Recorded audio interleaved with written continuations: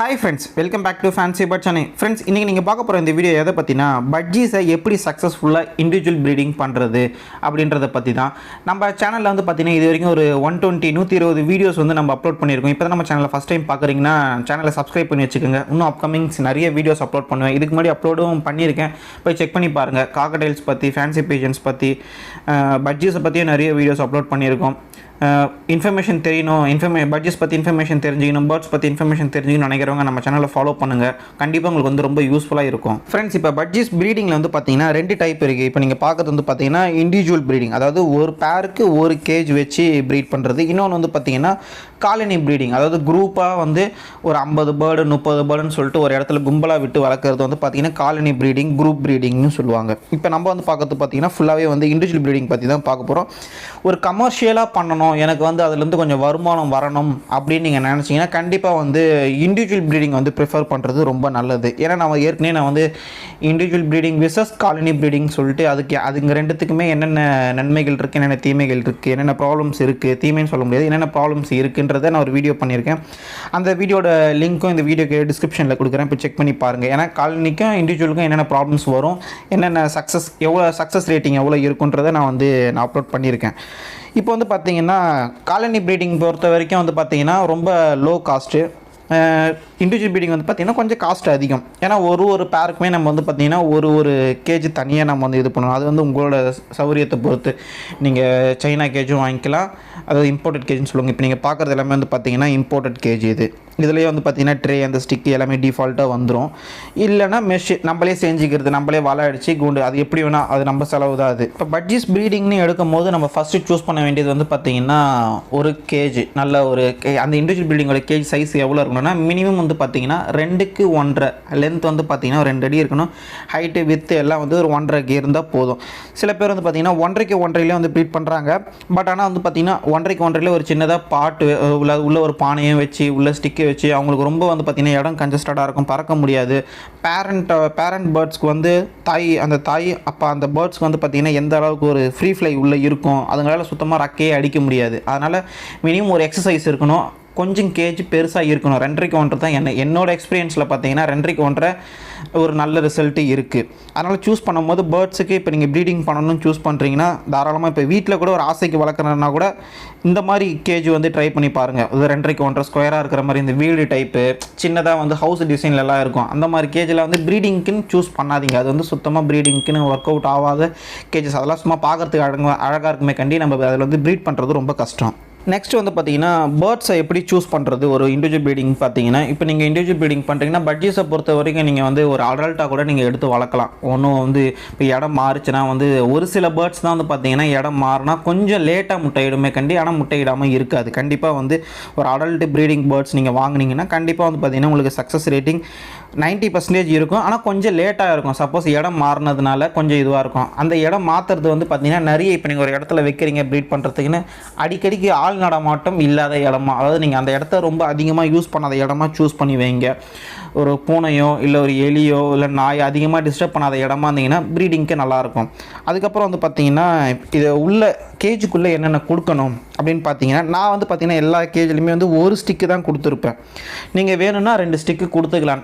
2 ஸ்டிக்குக்கும் 1 ஸ்டிக்குக்கும் என்ன bro difference, ஸ்டிக்கில் என்ன பெரிய விஷயம் இருக்குது அப்படின்னு கேட்டிங்கன்னா, ஸ்டிக்கில் வந்து பார்த்திங்கன்னா நீங்கள் இப்போ இந்த ஒரு ஸ்டிக்கு வச்சுருக்கீங்க, ஒரு ஸ்டிக்கில் வந்து பார்த்திங்கன்னா புதுசாக பேர் பண்ணும் போது ஒரு ஸ்டிக்கு இருக்கிறது நல்லது. இப்போ வந்து மேலும் ஃபீமேலும் தனித்தனியாக வேறு இடத்துல வந்து புதுசாக பேர் பண்ணுறீங்கன்னா ஒரே ஒரு ஸ்டிக் இருக்கிறதுல என்ன பெனிஃபிட்னு வந்து பார்த்தீங்கன்னா, இப்போ வந்து மேல் போய்ட்டு ஃபீமேலை விரட்டும் போது, அதாவது கொஞ்சம் அந்த ஃபஸ்ட்டு வந்து கொஞ்சம் ஒரு சண்டைகள் இருக்கும். மேல் போய்ட்டு ஃபீமேலை அட்ராக்ட் பண்ணுறதுக்காக கொஞ்சம் வந்து ஒரு சில ஆக்டிவிட்டீஸ்லாம் பண்ணும். அப்போ பண்ணும்போது சிலது சண்டையும் போடும். அப்போ வந்து பார்த்திங்கன்னா மேல் வந்து இது பண்ணுறதுனால ஃபீமேல் ரொம்ப பயந்து பறந்துக்கிட்டே ஸ்டிக்குக்கும் மாற்றி எகிரி குதிச்சுக்கிட்டு இருக்கும். அந்த மாதிரி பண்ணும்போது மேலும் சரி ஃபீமேலும் சரி சீக்கிரமாக டயர்ட் ஆகிறதுக்கு சான்சஸ் இருக்குது. அதனால் வந்து இப்போ நீங்கள் அதுவே ஒரு ஸ்டிக்கு தான் உள்ளே வச்சுருக்கீங்கன்னா அந்த ஒரு ஸ்டிக்கை விட்டு அவங்க போகிறதுக்கு ரொம்ப கஷ்டம். மிஞ்சி போனால் அந்த ஸ்டிக்கிலேயே அப்படி இந்த லெஃப்ட் அண்ட் ரைட்டு மட்டும் நவுந்துக்கிட்டே இருப்பாங்களே கண்டி, பறக்கிறது கம்மியாகும். பேர்டு வந்து பார்த்திங்கன்னா சீக்கிரமாக டயர்ட் ஆகாது. இதுவே நீங்கள் வந்து பேர் ஆனது நீங்கள் வந்து டபுள் ஸ்டிக்கில் விடலாம். பேர் ஆகாமல் புதுசாக விடுறீங்கன்னா சிங்கிள் ஸ்டிக்கே வச்சிங்கன்னா உங்களுக்கு வந்து பேரிங் வந்து கொஞ்சம் ஃபாஸ்ட்டாக இருக்கும்.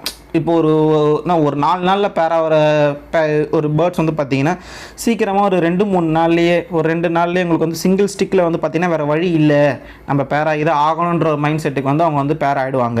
நெக்ஸ்ட் பட்ஜீஸை பொறுத்த வரைக்கும் பார்த்திங்கன்னா நீங்கள் வந்து உள்ளே என்ன மாதிரி ஃபுட்ஸ்லாம் வைக்கணும்னு பார்த்தீங்கன்னா ஃபஸ்ட்டு ஃபீடர் பற்றி பார்த்துருவோம். எப்பயுமே 24/7 தண்ணி உள்ளே இருக்கணும். அதுக்கு நீங்கள் தாராளமாக பட்ஜீஸ் பொறுத்த வரைக்கும் ஃபீடர் யூஸ் பண்ணிக்கலாம், நல்ல ரிசல்ட் இருக்குது. ஃபுட் ஃபீடரும் சரி வாட்டர் ஃபீடர் உங்களுக்கு வந்து கொஞ்சம் அந்த ஒர்க்கு வந்து கம்மியாகும். இப்போ தண்ணி வச்சிட்டிங்கன்னா 2 நாளைக்கு ஒரு தடவை மாற்றினா போதும். ஃபுட்டு வந்து 3 நாளைக்கு இல்லை 4 நாளைக்கு கூட வரும் சில சமயங்களில்.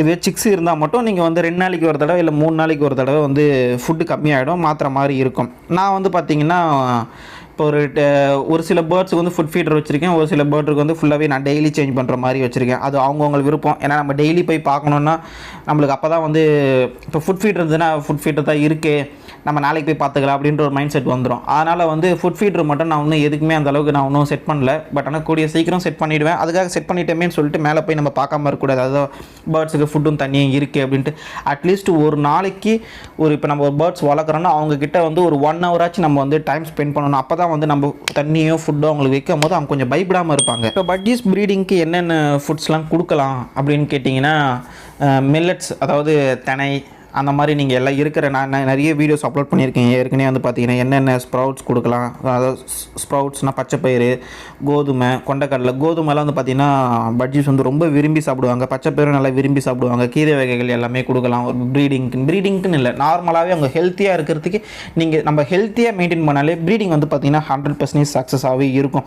அப்படியும் ப்ரோ நான் எல்லாமே கொடுத்துட்டேன், கொத்தமல்லி கொடுத்துட்டேன், கீரை கொடுத்துட்டேன், ஸ்ப்ரவுட்ஸ் கொடுத்துட்டேன், நல்ல சீட் மிக்ஸ் தான் கொடுக்குறேன், அப்படி இருந்தும் பேர்டு வந்து ப்ரீட் ஆகலை அப்படின்னு கேட்டிங்கன்னா ஜெனட்டிக்காகவே ஒரு சில பேருக்கு வந்து பார்த்திங்கன்னா ப்ரீடிங் கெப்பாசிட்டி இருக்காது.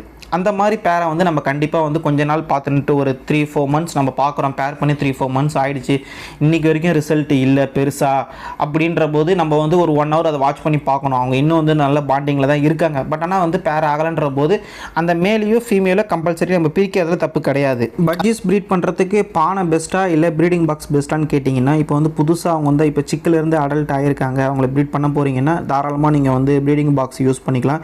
இல்லை அடல்ட் பேர்டு ஏற்கனவே ப்ரீடான பேர்டை இப்போ நீங்கள் புதுசாக வேறு இடத்துல மாற்றி ப்ரீட் பண்ண போகிறீங்கன்னா அவங்க இதுக்கு முன்னாடி எதில் ப்ரீட் ஆனாங்க, பானையிலே ப்ரீடிங் பாக்ஸ்லையான்னு கேட்டுக்கிட்டு அதில் ப்ரீட் பண்ணுறது உங்களுக்கு ஒரு நல்ல ரிசல்ட் இருக்கும். பாக்ஸு பானை ரெண்டுமே பெரிய டிஃப்ரென்ஸ் கிடையாது. அதனால் நீங்கள் எது வேணால் யூஸ் பண்ணிக்கலாம். புதுசாக பண்ணுறவங்க ப்ரீடிங் பாக்ஸ் சூஸ் பண்ணுறது நல்லது. ஃப்ரெண்ட்ஸ், இந்த வீடியோ உங்களுக்கு கண்டிப்பாக பயனுள்ளதாக இருக்கும்னு நினைக்கிறேன். அப்படி யூஸ்ஃபுல்லாக இருக்கும்னு நினச்சிங்கன்னா மறக்காமல் இந்த வீடியோக்கு ஒரு லைக் பண்ணிவிடுங்க. முக்கியமாக நம்ம ஃபேன்சி பர்ட் சென்னை சேனலுக்கு சப்ஸ்கிரைப் பண்ணிவிடுங்க. கூடவே இந்த பெல் ஐக்கனை கிளிக் பண்ணிக்கோங்க. தேங்க்யூ ஃபார் வாட்சிங் திஸ் வீடியோ ஃப்ரெண்ட்ஸ்.